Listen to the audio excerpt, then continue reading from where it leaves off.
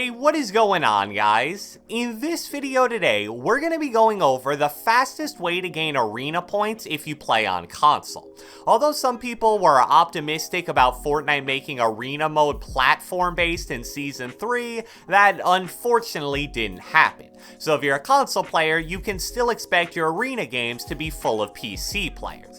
And I know how much of a struggle getting to champs on console can be, but I truly believe the tips in this video will really help with that.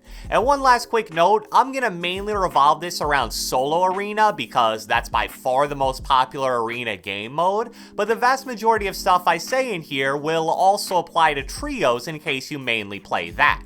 So without further ado, let's get right into it.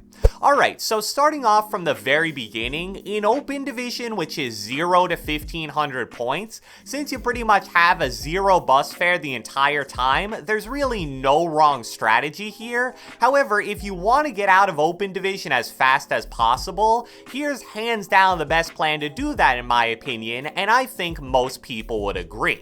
You want to always land at a super stacked POI.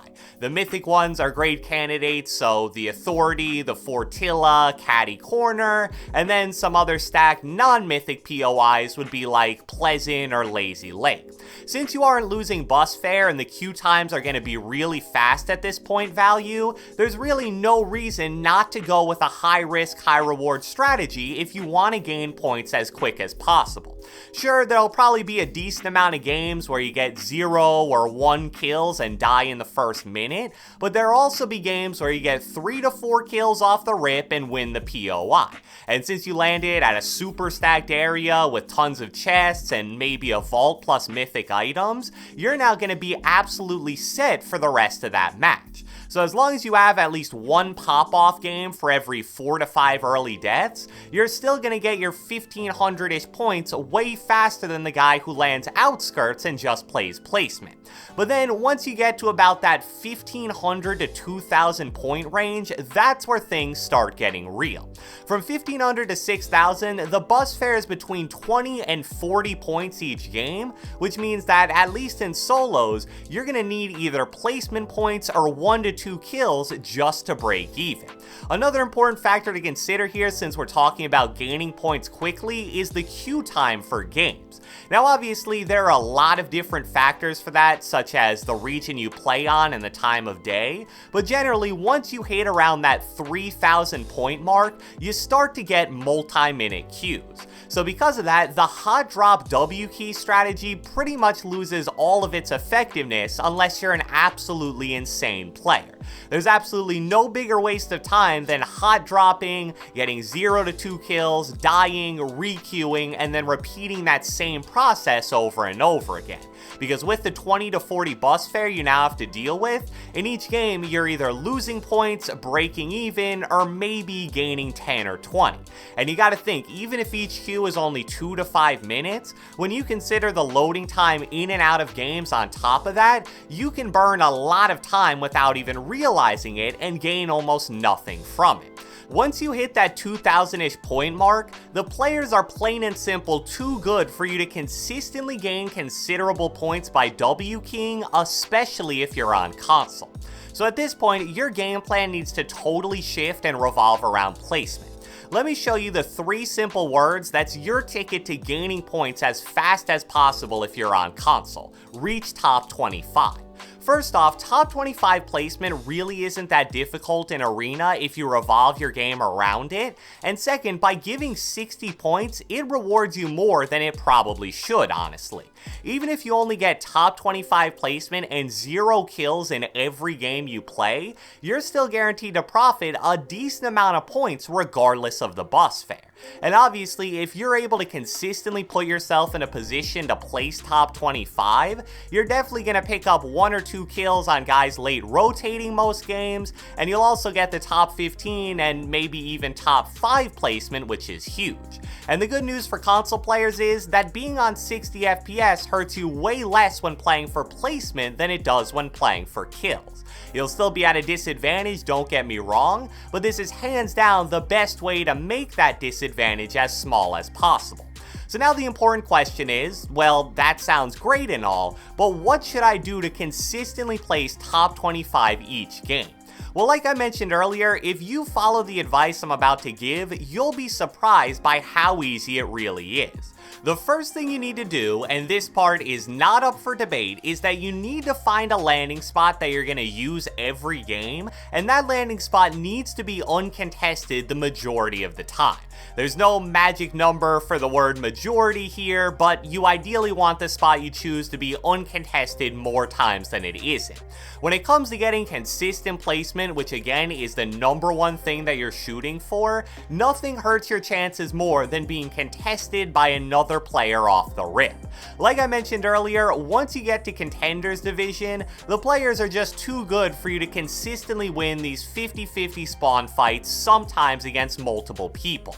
And even if you guys split the loot and don't kill each other, which does happen sometimes, they may not kill you off spawn, but they're gonna make you play really slow and scared while looting, and then if they rotate out first, they can easily stormhold you since they know exactly where you're coming from. So as long as you pick a solid and very consistently uncontested drop spot that you go to every game, you're going to survive off spawn almost every single time and likely have really good loot going into mid game. Once you get to this point of the game, there's really only one concept that you need to understand to get top 25 placement pretty much every time, and that's identifying and rotating to the dead side of zone.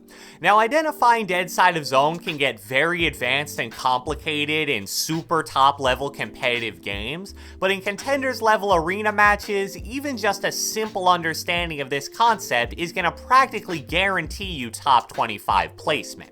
So as the name kind of suggests, dead side of zone is the specific area of the safe zone that's going to be the least populated. So obviously less players means that the dead side is going to be easier to rotate to, there's a lower chance someone will W key or stormhold you, and it makes rotations into the next safe zones easier as well.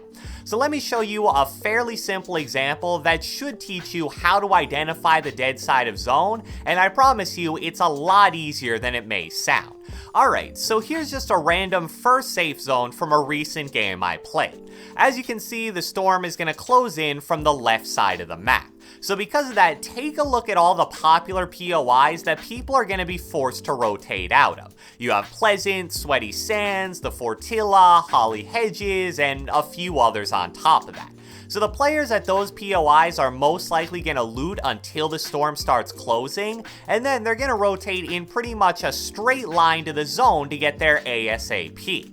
And then you also have to consider that players who landed at POIs already in the safe zone are likely going to stay put, or at least they'll stay in the same general area.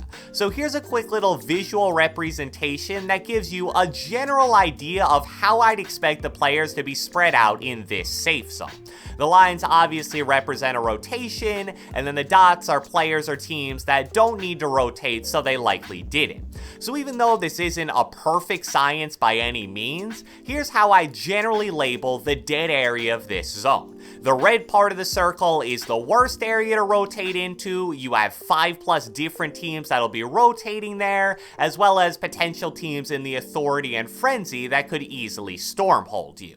The yellow label isn't the best part to rotate to, but it's also a lot better than rotating into the red part. Yeah, there's the potential to get held from the teams that landed at the 4 to 5 POIs with the red dots, but it's a pretty big area in general, so it'll definitely be a lot less congested than the red area. And finally, the green label is what I would consider the most dead side of this safe zone. Really, the only thing you have to worry about is the team rotating from Steamy, and also the slight possibility that the Frenzy or Retail team ventures out a bit and tries to hold you. So now, here's a quick example of how you'd want to use this information. Let's just take 2 random POIs that were outside the zone in that example. How about Pleasant and the Fortilla? Instead of rotating straight into the congested part of zone, you would instead leave a little early and rotate a bit out of your way into the yellow or green zone. If you get into the habit of thinking ahead and rotating like that, placement points are going to come so easily to you. And then since your future rotations are going to be easier as well, since you're in the less congested side of the safe zone, you'll also be in a great spot to pick up some easy kills on players rotating from those congested areas. This is hands down the easiest, best, and fastest strategy for console players to gain arena points, and there's really no doubt about it. So I hope you guys enjoyed this video, and if you watched the entire thing, be sure to let me know with a comment down the comment section below. How many arena points are you currently at so far in Season 3?